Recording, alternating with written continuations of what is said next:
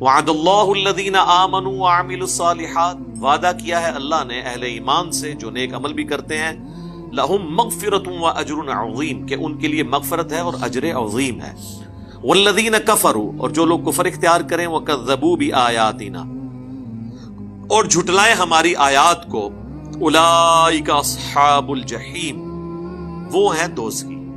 اچھا، آیات کو جھٹلانے کا یہ مطلب نہیں کوئی صرف یہ کہہ دے کہ میں قرآن کو اللہ کی کتاب نہیں مانتا، یہ بھی جھٹلانا ہے، اور کوئی یہ کہے کہ قرآن کو میں اللہ کی کتاب تو مانتا ہوں لیکن مرضی میں اب نہیں کروں گا، اور کوئی یہ کہے بغیر بھی اپنی مرضی کرے۔ ہو سکتا ہے آپ یہ کہیں کہ کوئی یہ کہتا تو کوئی بھی نہیں ہے کہ میں اپنی مرضی کروں گا، کرتا تو ہے نا۔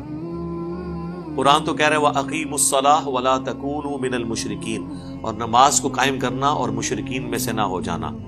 اب جو نماز نہیں پڑھ رہا، چاہے وہ کہہ کے نہیں پڑھ رہا یا بغیر کہے نہیں پڑھ رہا، وہ اللہ کی آیات کو جھٹلا رہا ہے۔ اور اگر کسی کو یہ وسوسہ ہے کہ یہ آیات کافروں کے بارے میں ہے، پھر تو آپ کو قیامت تک کوئی چیز ہدایت نہیں دے سکتی اگر آپ نے قرآن کو کافروں کے لیے ڈال دیا اور آپ خود جنتی بن بیٹھے۔ یا ایھا الذین آمنوا اذکروا نعمت اللہ علیکم، اے اہل ایمان اللہ کی اس نعمت کو یاد کرو جو اس نے تم پہ کی، اذ ہم قوم ان یبسطوا الیکم ایدیہم، کہ جب قریب تھا کہ ایک قوم تمہاری طرف ہاتھ بڑھاتی، فکف ایدیہم عنکم، تو اللہ تعالیٰ نے اس کے ہاتھوں کو تم سے روک دیا۔ بیسیکلی اس طرف اشارہ ہے کہ ذرا دیکھو یہ کوئی معجزے سے کم تھا کہ چند لوگ تو مسلمان تھے اور پورا مکہ کافر تھا، 13 سال تم وہاں زندگی گزارتے رہے ہو۔ اگر ان کافروں کو یہ پتا بھی ہوتا، ذرا سی بھی بھنک پڑ جاتی کہ آئندہ 13 سالوں میں انہوں نے رومن اور پرشین امپائر بھی اکھڑ دینی ہے اور پوری عرب کی عرب سلطنت جو ہے وہ اسلام میں داخل ہو جانی ہے، تو چند درجن لوگوں کو وہ مار کے ادھر ہی کام ختم نہ کر دیتے۔ لیکن اللہ نے ان کے دماغ میں یہ بات آنے ہی نہیں دی، ان کو اسی چکر میں ڈالی رکھا کہ وہ کہتے تھے یار سوشل بیریئر، کیونکہ سارے قریشی تھے، چاہے وہ اوپر نیچے کے قبائل تھے لیکن قریش کے تو ہے تھے۔ اگر بنو عدی تھا، چھوٹا قبیلہ تھا، قریش کا تو تھا۔ بنو امیہ اور بنو ہاشم یہ ڈومیننٹ تھے، تو ہاشمی اگر کچھ مسلمان تھے باقی کافر تھے، لیکن بہرحال وہ قبائلی کی وجہ سے وہ کہتے تھے اگر ہم نے ان کو نقصان پہنچایا تو ہاشمی ہمارے خلاف ہو جائیں گے۔ تو پھر ان کو یہ ہوتا چلو 100 کروڑ قریش تو ہے نا۔ پھر حج کے لیے مشرکین عرب وہاں آتے تھے، وہ کہتے تھے کہ اگر یہ بات ان کے لیے بہت بڑا، یہ بھی جنہوں پنجابی کے اندر میڑا ہوتا سی کہ لوگوں میں یہ باتیں ہوں کہ یار یہ قریشی تو آپس میں لڑتے رہتے ہیں، یہ تو اپنے بھائیوں کو مارتے ہیں، ان کو قتل کرتے ہیں۔ اس لیے آپ دیکھیں مکے میں جتنے مظالم ہوئے ہیں نا، کسی قریشی پہ کوئی ظلم نہیں ہوا۔ آپ نہیں دکھا سکتے کہ عبد الرحمن بن عوف کی کبھی پھینٹی لگی ہو یا سعد بن ابی وقاص کی لگی ہو، چارے غریب لوگ، غریب آج تک پیس رہے ہیں۔ حضرت بلال، حضرت خباب، یہ غلام تھے بےچارے، ان کے لیے بھی حکم تھا تم صبر کرو۔ اور اس کے پیچھے حکمت یہ تھی کہ اگر ہم نے اس وقت اپنا ریٹیلیشن شو کی نا تو یہ تو ساروں کو ختم کر دیں گے۔ اگر ان کو پتا ہوتا ہے کہ یہ کچھ ہو جانا ہے، مدینے میں جا کے یہ کچھ ہو جانا ہے، تو وہ تو چند درجن لوگوں کو تو مار کے کام ختم کر دے۔ تو اللہ کہتا ہے کہ ہم نے ان کا دماغ اس طرف جانے ہی نہیں دیا اور ان کے ہاتھ تم سے روک کے رکھے۔ پھر پریکٹیکلی کی واقعات ہوئے ہیں جو حضور علیہ السلام حضرت علی کو اپنے بستر پہ لٹا کے گئے ہیں، جو مسند احمد میں آتا ہے۔ نبی علیہ السلام سورہ یاسین کی آیات پڑھتے ہوئے ان کے بیچ میں سے گزر گئے، ان کو نظر بھی نہیں آئے، پتہ ہی نہیں چلا ان کو۔ پھر ایک سفر کے دوران بخاری اور مسلم دونوں میں آتا ہے، نبی علیہ السلام ایک درخت کے نیچے آرام کر رہے تھے اپنی تلوار لٹکا کے، تو ایک عرابی شخص پینڈو آیا، اس نے حضور کی وہ تلوار اتار کے آپ کے اوپر سونت لی۔ اس کی پوری ڈیٹیل دلائل النبوہ امام بیہقی کی کتاب میں ملتی ہے۔ اور کہا کہ محمد تمہیں مجھ سے کون بچائے گا؟ انہوں نے کہا اللہ بچائے گا۔ بس اللہ بولنے کا اتنا اثر ہوا کہ اس کے ہاتھ سے تلوار ہی چھوٹ گئی۔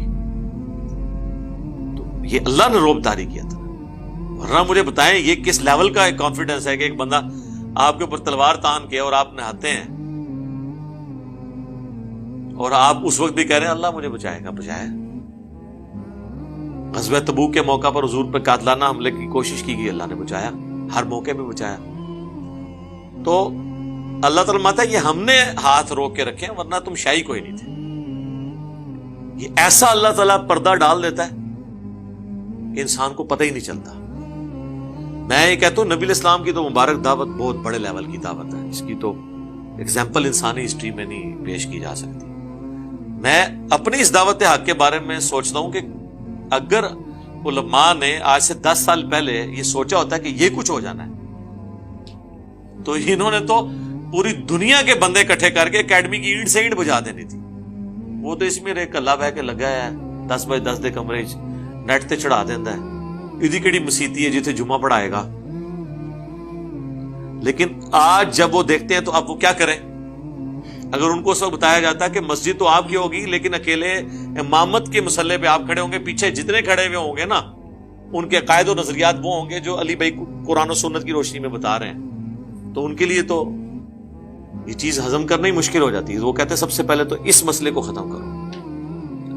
تو یہ اللہ تعالیٰ ایسا پردہ ڈالتا ہے، لیکن اس کے لیے پھر کنفرنٹریشن کو آپ کو اوائڈ کرنا ہوگا. نبی الاسلام نے مکے میں پیسو ریزسٹنس کی ہے، اجازت نہیں تھی کسی کو. حضرت بلال کو اگر تیل پہ اس پہ ریت کے اوپر لٹا کے پتھر ڈالا گیا نا تو یہ کہا گیا کہ آپ نے برداشت کرنا ہے، ورنہ تو آپ ایک بلی کو بھی ایک کمرے میں قید کریں وہ بھی جھپٹ پڑتی ہے بندے کے اوپر. یہ کون سے لوگ تھے کہ کوئلوں پہ لٹایا تو لیٹ گئے؟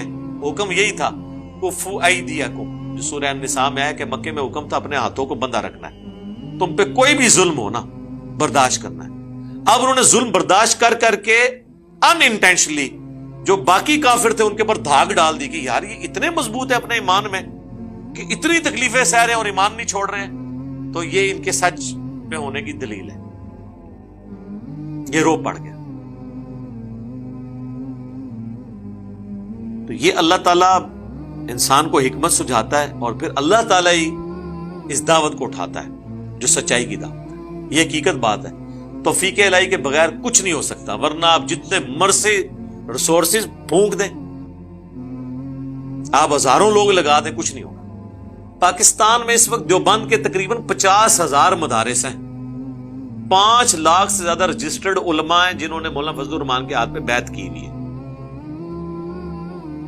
لیکن آپ ان کے سارے علماء کی ویورشپ جمع کر لیں، یار ان کے تو کروڑوں میں فالورز ہیں، تو وہ بھی نہیں دیکھتے، وہ بھی نہیں فالو کرتے.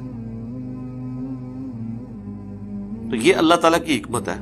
اللہ تعالیٰ اس معاملے کو لے کے چلنے والا ہے. ربنا آتنا من لدنک رحمہ وہیئ لنا من امرنا رشدا.